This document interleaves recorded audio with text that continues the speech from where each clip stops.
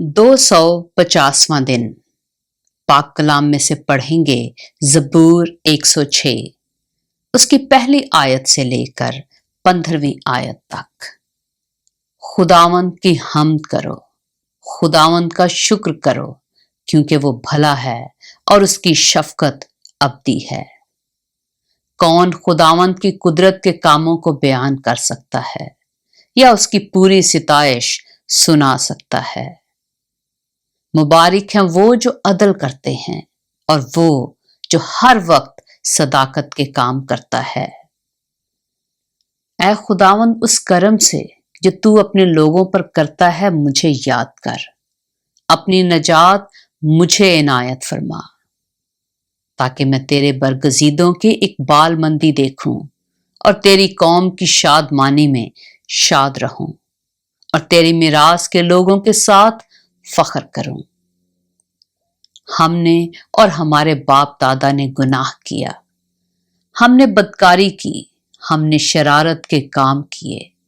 हमारे बाप दादा मिस्र में तेरे अजायब ना समझे, उन्होंने तेरी शफकत की कसरत को याद ना किया, बल्कि समंदर पर यानी बहरे कुलज़म पर बागी हुए।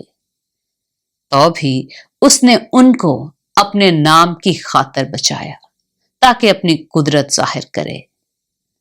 उसने बहरे कुलज़म को डांटा और वह सूख गया।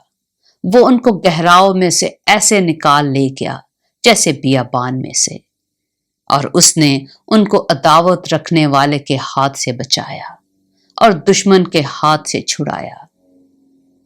समंदर ने उनके मुखालिफों को छुपा लिया, उनमें से एक भी ना बचा।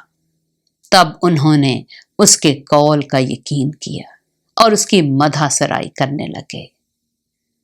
फिर वो जल्द उसके कामों को भूल गए और उसकी मशवरत का इंतजार न किया, बल्कि बियाबान में बड़ी हिर्स की और सहरा में खुदा को आजमाया।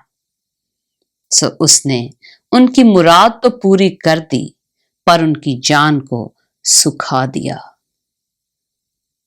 पाक कलाम के पढ़े और सुने जाने पर खुदावंद की बरकत हो।